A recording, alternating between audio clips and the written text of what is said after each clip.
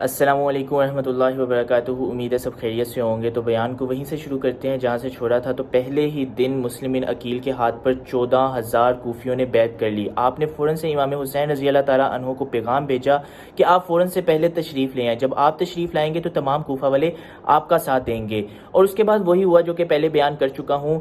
ابن زیاد نے مسلم بن عقیل کو دھوکے سے اپنے محل بلایا، اور ایک روایت میں آتا ہے کہ جب مسلم بن عقیل روانہ ہونے لگے تو آپ کے ساتھ 40,000 کوفی موجود تھے، یعنی 40,000 کوفیوں نے آپ کے ہاتھ پر بیعت کر لی تھی۔ لیکن جیسے ہی آپ روانہ ہوئے تو 1,200 کوفی آپ کے ساتھ موجود تھے، یعنی صرف 1,200 کوفی آپ کے ساتھ رہ گئے، باقیوں نے دھوکہ دے دیا۔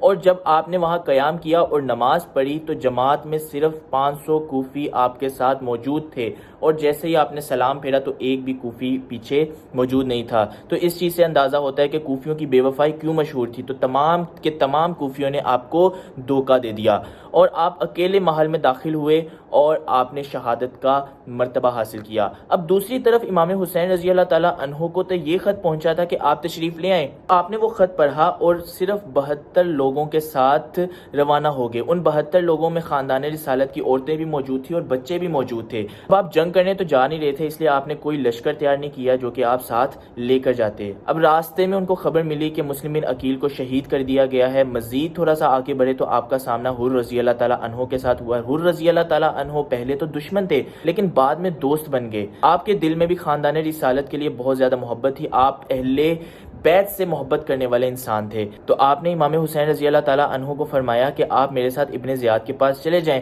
تو امام حسین رضی اللہ تعالیٰ عنہ نے فرمایا کہ میں اس کی نیت جانتا ہوں، میں تمہارے ساتھ اس کے پاس نہیں جا سکتا۔ اب ابن زیاد نے ایک اور چال چلی اور عمر بن سعد ایک اور شخص تھا جو کہ اہل بیت سے نفرت کرنے والا شخص تھا، اس کو بھیجا کہ تم جاؤ اور حر کو دیکھو کہ حر کہیں امام حسین رضی اللہ تعالیٰ عنہ کے ساتھ مل تو نہیں گیا۔ عمر بن سعد جو ہے امام حسین رضی اللہ تعالیٰ عنہ کے پاس گیا اور ان کو گرفتار کرنا چاہا، تو امام حسین رضی اللہ تعالیٰ عنہ نے اس سے وقت لیا اور ایک میدان میں خیمے لگا لیے، اور وہ جو میدان تھا وہ تھا میدان کربلا۔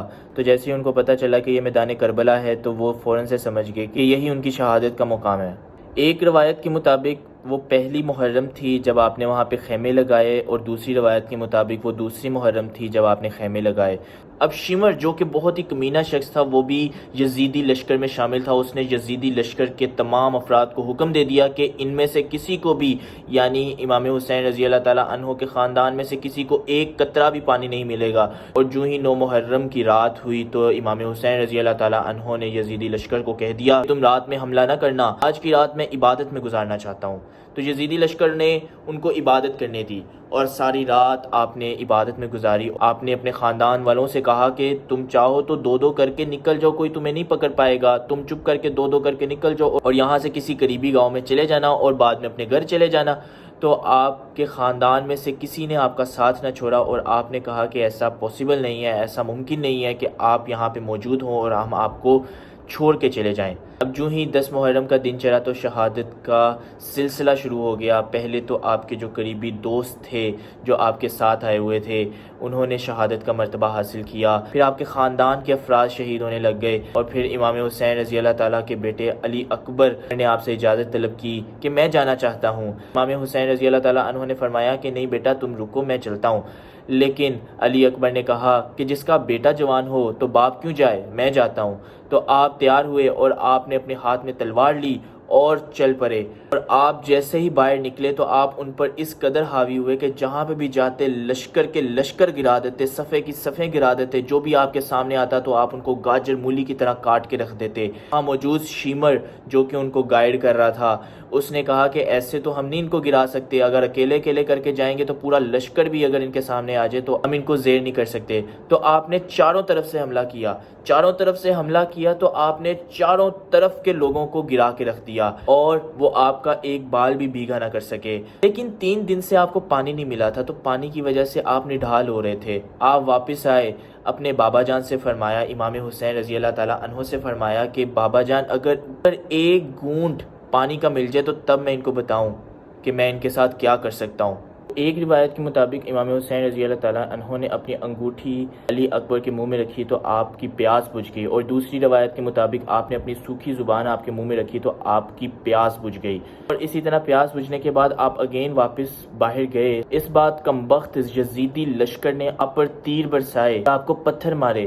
علی اکبر رضی اللہ تعالیٰ عنہ کی شکل حضرت محمد صلی اللہ علیہ وآلہ وسلم سے ملتی تھی، جن کا چہرہ مبارک حضرت محمد صلی اللہ علیہ وآلہ وسلم سے ملتا ہے، ان کے اوپر پتھر برسائے جا رہے ہیں۔ کتنا دردناک منظر ہوگا وہ، اتنے تیر بجے کہ آپ اپنے گھوڑے سے گر گئے، اور کمینے یزیدیوں نے آپ پر اتنی تلواریں ماری کہ آپ کا جسم خون و خون ہو گیا، اور آپ نے اپنے بابا جان کو آواز لگائی تو امام حسین رضی اللہ تعالیٰ عنہ فوراً سے خیمے سے باہر نکلے، اور کہا جاتا ہے کہ اس وقت وہاں پہ اتنی زیادہ دھول ہو گئی تھی کہ آپ کو کچھ نظر نہیں آ رہا تھا، لیکن جو بھی 2-3 لوگ آپ کے سامنے آئے آپ نے ان کو زیر کر دیا اور اپنے بیٹے کے پاس پہنچے اور اپنے بیٹے کو اٹھایا اور خیمے میں لے آئے۔ اتنا دردناک منظر ہوگا وہ۔ اور پھر امام حسین رضی اللہ تعالیٰ عنہ کی خاتون نے فرمایا کہ یہ میرا بیٹا علی اصغر چھوٹا سا ہے، پیاس سے اس کی زبان سوکھ رہی ہے، آپ یزیدیوں کے پاس ان کو لے کر جائیں، وہ ہمیں تو پانی نہیں دے رہے، کیا پتہ اس ننھی سی جان پر ترس کھا کر اس کو پانی دے دیں۔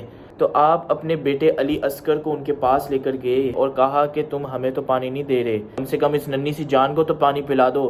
ان میں سے کسی کمینے شخص نے تیر چلایا اور علی اصغر کی گردن کے آر پار کر دیا، اور علی اصغر وہیں پہ ہچکی لی اور دم توڑ دیے، اور امام حسین رضی اللہ تعالیٰ عنہ کے ہاتھ میں ہی تھے، تیر لگا ہوا ہے۔ تصور کرو کتنا دردناک منظر تھا وہ۔